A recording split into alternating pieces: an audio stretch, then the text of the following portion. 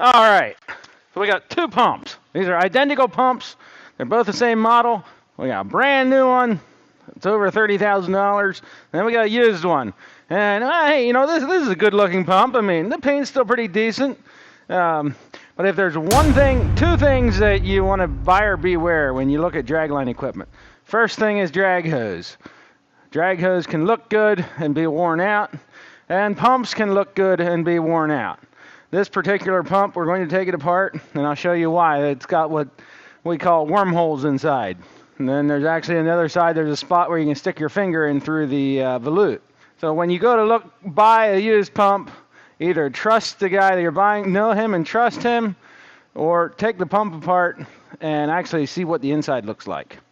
Now I'm going to take this pump apart backwards from what we normally do. Normally you take the other side off first, but since it's sitting this way and I got the chain hoist, I'm going to separate it right here. So I got all the nuts off the bolts, and now there's two bolts that will press the volute off of the housing.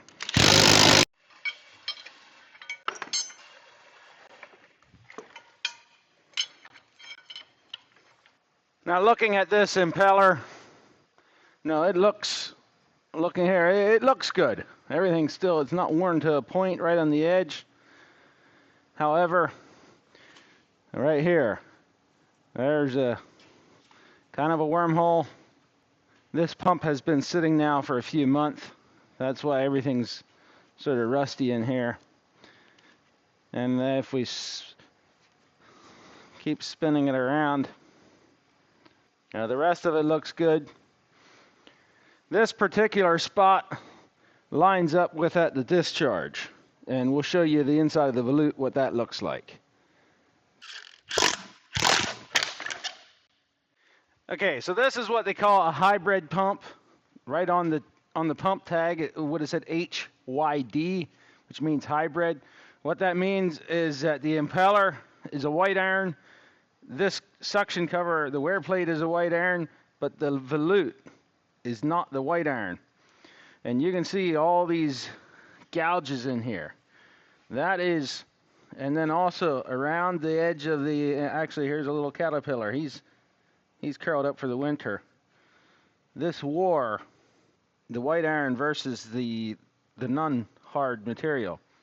As the liquid comes around, all pumps have their ideal gallon per minute. This particular pump ideally is a maximum of about 3,000 gallons per minute.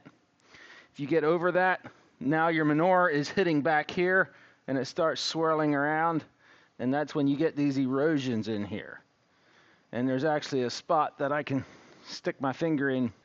I can stick my finger out through this hole where it's worn through.